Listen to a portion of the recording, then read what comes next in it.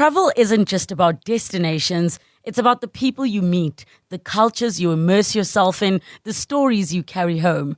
I'm Relebogile Mabocha, and on my travel feature, I take you on a journey beyond the guidebook. Each week, I connect with fellow travelers, insiders, and storytellers to bring you the heart of every place, whether it's a hidden gem right here in South Africa or a dream destination abroad.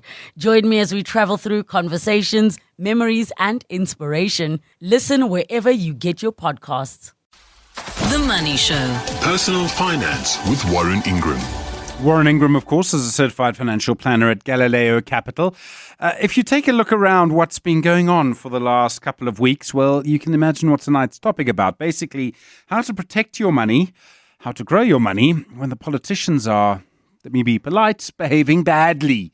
Well, Warren, good evening. I mean, you've chosen a good topic. It's been just the last few weeks have just been utterly insane. They have, and it's almost irrespective of what country you look at, we see politicians seemingly doing their best to act against our interests as citizens and as investors rather than for our interests. And you're right, Stephen. I think it's caused enormous ructions right around the world, and people are worried from a valuation perspective. People are worried about the value of their investments, and they're worried about whether they'll be able to retire, or if they are retired, will their retirement money recover? And then business people are phenomenally concerned about whether they'll be able to sell goods. Will they be able to get stock? Will they be able to pay a reasonable price for that stock? And will they be able to sell their stock to their clients at a fair price? And so we're it would be an exaggeration to say we're at peak uncertainty, but we can't be far away from it. Do we need to sort of prepare ourselves for a bit more? I mean, my sense of things, both here and abroad, is that we're not quite through it yet. In fact, I think the South Africa situation is easier to predict than what's happening in America right now. Well, I'm going to leave the South Africa one to you, because what I've learned about politicians everywhere is that I can't forecast them and I can't predict what they're going to do. All I can predict is that they usually disappoint me. So I think if we look at the States, we have to make peace with the fact that Donald Trump is going to keep us on our toes for the rest of his presidency. I don't see a time where he's going to want a nice, smooth, predictable lay of the land. I think he enjoys the volatility that he creates, and certainly if it's a tactic, he backs himself to deal with that volatility and the uncertainty better than everyone around him, and especially the people that he's negotiating with, if negotiating is the right word. So, I just want to give one context to one thing, and that's, we when we're talking about the times of volatile, we're in a situation where we get 3 days in a row where the American market goes down, and it ends up being kind of the steepest 3 or 4 day loss in the Standard & Poor's history. In other words, the S&P 500's history. And straight after that, because of a tweet or whatever you'd call that Truth Social post, where Trump says, maybe we'll back off on the tariffs for 90 days, we suddenly see the American stock market jump 9.5% in a single day. Now, that is one of the very best days in recorded history. So you in the space of less than a week, you've got a period of one of the worst downtrends in recorded history, and then suddenly one of the very best days in history. That kind of volatility is really astounding. And I think, if you're feeling unsettled as an investor, understand that this is we may not stay at these levels of uncertainty or volatility for the rest of Trump's term, but certainly that it's here to stay is a reality. And I think we can do something about that. We can't control the politicians. We can't do anything to protect our businesses or our investments when we don't know exactly what's going to happen. But what we can do is psychologically prepare ourselves for this. If it's a bit like running a marathon, don't start a marathon thinking that it's only 100 meters long. You're going to be very disappointed after the second 100 meters. But if you know you're in a marathon of uncertainty and noise and volatility, you can prepare yourself for that. And I think it helps you to take a much longer term focus if you say, okay, this is the norm. We're not going to get stability. I can't plan my investments or my business strategies around hoping that in 3 months' time, everything's going to calm down. If you turn it on its head to say, this is the norm, it's going to be crazy, it's going to be volatile, then you can start to make much better, more sensible decisions that are long-term and forward-looking, and don't worry too much about the day-to-day moves, because you just have to know, I think probably this time a week ago, we were looking at the Rand, getting very close to 20 to the dollar, and now it's getting closer to 1850 to the Rand. You just have to know we're in this now. This is our normal for a while. Can you use market drops to make some purchases? And that's been one of the sort of features of the last few days, as you've seen companies like Capitec or ShopRite suddenly becoming more affordable. I think you should do that. I would urge a little bit of caution. So, if we see a company drop in value alongside a bunch of other businesses, then that's a very good sign. That tells you that it might be a good buying time. But if a company drops in isolation and its peers don't, then just be very, very careful there. But I think where we are now, when the entire market falls and it has a radical fall, and you've got capital available, then certainly that would be a time to get a little bit more aggressive with the way that you invest. And just to understand that, I'm not saying go and take money out of your home loan and sell your car and invest that in the hopes that you're going to get another 9.5% day. I'm saying that you still have to have a long-term focus. But if you've got lazy capital that's lying around, that's been sitting in cash and doesn't have a purpose, then this is a good time to start buying in, and maybe just be careful of putting it all in at once. Don't be afraid of phasing it in, feeding it in over a month or three, because I think when markets are doing this, feeding the money in over a 3-month period, when there has been a big drop, it might just give you the opportunity to have 2 or 3 bites at the apple. 011 883 0702 021 446 0567. Your questions for Warren Ingram tonight on personal finance, and talking, of course, about how to manage your money in such a difficult time. So if unpredictability is now predictable, what does that then mean for us? I mean, how do we kind of survive that time, Warren? Let's swing back to the South African political situation for a second. I mean, understanding that, lots of us, I think maybe some of the political parties themselves hadn't really considered a government of national unity that didn't include the DA, didn't include the EFF or the MK, and that was put on the table all of a sudden, and so just understanding that when you're in a state of flux like we are, we're relatively. I know the politicians want us to not say coalition, but that's really what it is, and when we are in a coalition environment, we need to make peace with that.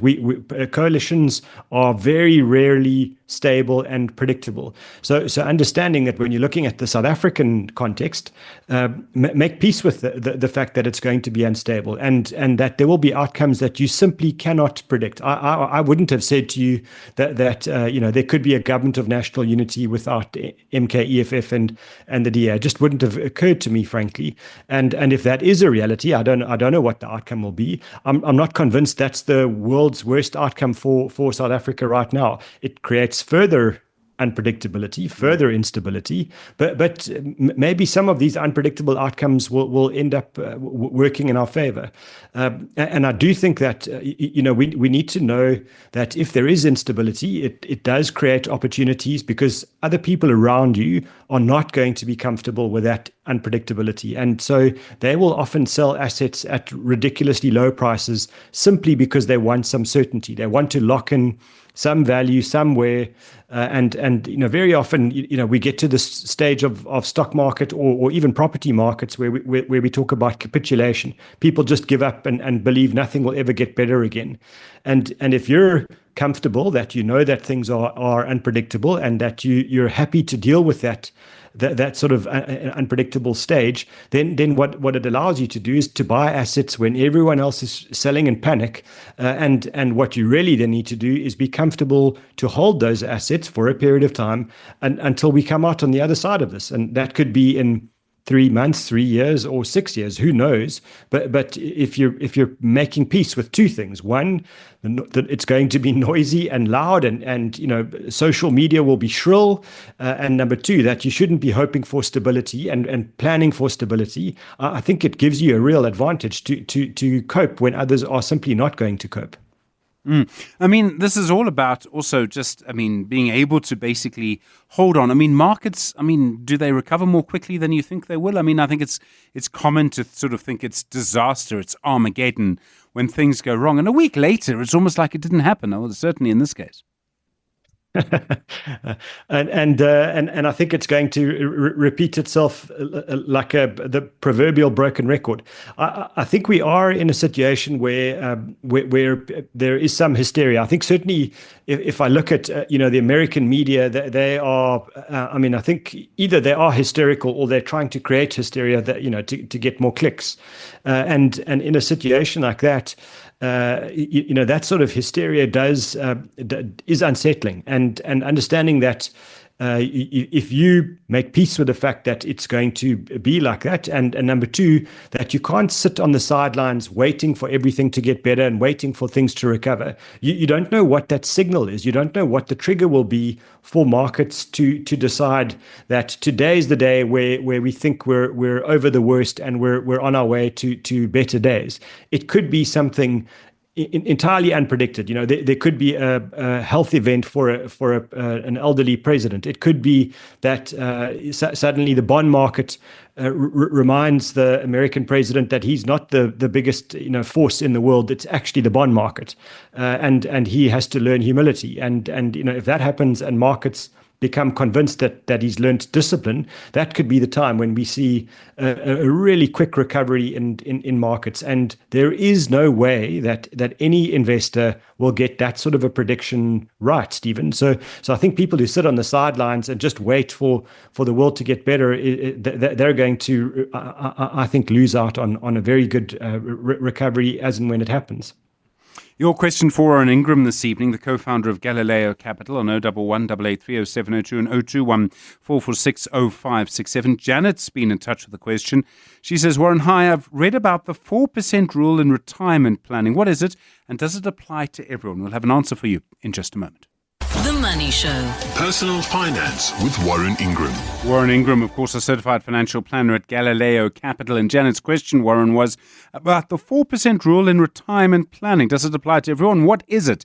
It's an interesting question from Janet. What is the 4% rule? It's one of my very favorite things in the world of retirement, Stephen, because it is a rule of thumb. So like in all rules of thumb, it won't necessarily apply perfectly to everybody, but it's amazing how often it works. And the theory is that if you get to retirement and you've got your investment money and you say, I'm going to invest it in just a typical balanced portfolio. So if we look at the balanced unit trusts in South Africa, they're pretty much the vehicles that represent how retirement money is invested and has been invested for the last 30 years. And over that time, they've generated a return somewhere around 10 or 11% a year over 30, 40 years. And 30, 40 years is the duration of most people's retired lives. And so if you're going to get to the point when you retire and you've got this money invested, and you say, I'm just going to follow a very typical balanced unit trust, then the reality is you can draw 4% a year from that capital that you've got invested in those balanced unit trusts. And it doesn't matter if you own those unit trusts via your living annuity or just normal straightforward unit trusts. Either way, it doesn't matter. But drawing 4% a year from those investments means that you're leaving behind somewhere around 5 or 6% a year growth. And that tends to tie up with our cost of living. It tends to tie up with the inflation rate. So the 4% rule says that if you want to know whether you've got enough, take your retirement amount of investment assets, work out what 4% a year is, and then divide that by 12 just so that you get it to a monthly amount. And that's the amount of income that you can sustainably draw from your investments and still be sure that every year you'll be able to keep pace with the changes in cost of living. So it's a very nice rule of thumb for people that maybe are getting close to retirement or people that are 10 or 15 years away and want to figure out, how much do I need to get there? Because just to help people with the maths, if you're saying, I know what my expenses are on a normal year and it doesn't include kids' education and paying off the bond because all of that will be done by the time I retire, you can take your annual expenses and multiply that by 25. It's exactly the same as using the 4% rule. So it allows people that are before retirement to work out how much capital they need, and people that are close to retirement, if you're drawing 4% a year, you're very sure that over the next 30 years, you'll have enough money, you'll be able to increase your income every year with the inflation rate and still possibly leave some money behind if you manage to make it to the late 90s or even the early hundreds in age. Okay, so that's quite a simple rule of thumb. I see what you mean. When we talk about, the main theme, of course, talking about the sort of unpredictability that we've seen, the uncertainty. There have been some stocks or markets that have fallen by 15%. You look at some share prices over the last little while, and it's very scary to look at that. How should you behave? How should you react when you see something like that? I think that the headlines are scary, and I know the one that kind of attracted a lot of noise around the world was Apple, and talking about that, there was in a very short space of time, Apple lost something like $1 trillion in its total value because of the tariffs that Trump was going to impose. And $1 trillion is a heck of a lot of money. I just think it's not an amount that we can really contemplate, and that happened in a very short space of time. My suggestion when you see something like that is just take a moment to zoom out. Just go on the internet and work out. Ask the question. There's so many good AI engines now that can help you with this. To say, what has Apple's share price done over the last 12 months? And you'll be surprised that, over a year, including all the big drops that we've just seen in the last little while, that Apple would have been up more than 12% over a year. So if someone's, screaming at you that it's lost 15% over the last few weeks, well, that sounds scary. That sounds like something you should really be paying attention to. But if someone says, hang on, actually, including that drop, it's still up 12%, then it gives you a bit more context. And I think making sensible long-term decisions requires context. It requires you to zoom out. What we need to know is Apple had a mighty run in its share price, through last year and right at the start of this year. So for it to have lost 15% in a 2-week period, it sounds dramatic, but actually, when you zoom out over 1 year and then over 2 or 3 years, you realize that Apple's done incredibly well for shareholders, even with that loss. And I think if you look at a stock market drop, when a share price drops for a very big company, that's a little bit traumatic for the shareholders and possibly for some of the staff who own shares. But at the same time, understand some fundamentals. Apple's sitting on more than R1 trillion of cash in its bank accounts. Sure. It can go for a very long time without selling much and still be okay. And in fact, those execs at Apple will probably use these kinds of drops to buy back some of their shares and execute rational behavior. So I think our job is to give ourselves context, zoom out and say, this stuff looks bad over a short period of time. What's it like over a year? What's it like over 5 years? Why the panic? And usually the panic is not that warranted. R1 trillion in cash, an amazing thing for a company to have sitting in reserve. We can't predict what's going to happen. So, okay, I mean, that's very uncertain. We want to be able to predict. We get messages all the time. If we know it's going to be like this for a year, let's just say a year for argument's sake, I mean, what do we do? Do we sit tight and do very little? I think that would be the very best thing we could do. If you're correctly invested and you've got a nice long-term portfolio, then what happens over a 3 or 6 or 12-month period is pretty relevant. If you're looking at a 10 or 20-year view, then what happens now is not going to be much of an event when you look back in 10 years' time. And I mean, to give you an idea, 2008, I mean, you and I were alive and working and functioning at that time, and 2008 was a catastrophic time in markets. There was a real possibility that the whole financial system in the West would fall over. We look back at it now, and we're all alive. We may have got a few grey hairs. Our investments have done okay since then. So what you're in now and what we're living with right now is traumatic, but actually not such a big event. And I think it's probably hyped up a bit more with things like WhatsApp groups. And it frustrates me so much when I get a forwarded WhatsApp message from somebody saying, I've got this from a friend and they're very clever, and then you look at it and it says it's been forwarded many times. Well, the very clever friend probably just forwarded it on and didn't pay much attention.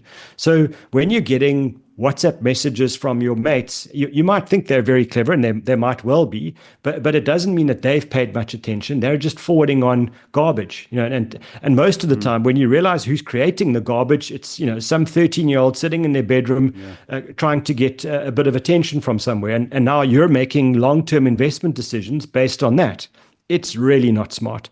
So if you want to understand how markets work, read a book about markets. Don't read a WhatsApp message. It's not going to help you. You need to avoid the panic and have a real long-term focus, and maybe just shut down the WhatsApp groups for a little while if you can't stop reading them.